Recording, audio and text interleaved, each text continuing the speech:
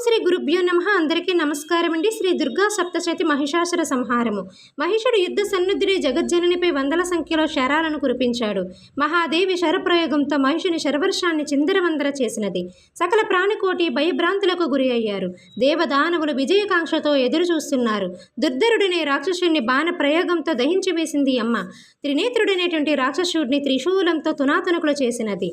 అంధకారుడనే రాక్షసుడిని అంతమొందించింది. తన కళ్ళ ముందే ముగ్గురు మహావీరులు అంబ ఆవేశానికి బలైపోవడంతో వెంటనే మహిషుడు సింహరూపం ధరించాడు. మరలా సింహరూపం వదిలి గజరూపం ధరించాడు. మరలా గజరూపం వదిలి శరభరూపం ధరించాడు. అన్ని రూపాలను అమ్మ మట్టుపెట్టినది. నిజరూపమైనటువంటి మహిషునిగా మారాడు. జగదంబ వాడి కొమ్ము విరిగేలా తన శూలంతో మహిషుని తల మీద బలంగా పొడిచినది. ప్రాణ భయంతో మహిషుడు వివిధ రూపాలు ధరిస్తూ పరుగులు తీశాడు. జగన్మాత వాడి పాలిట మృత్యుదేవత అయ్య తన చక్రాయుధాన్ని ప్రయోగించి మహిషుడి శిరస్సు ఖండించినది. మహిషుడు మరణించినాడు. జై జగన్.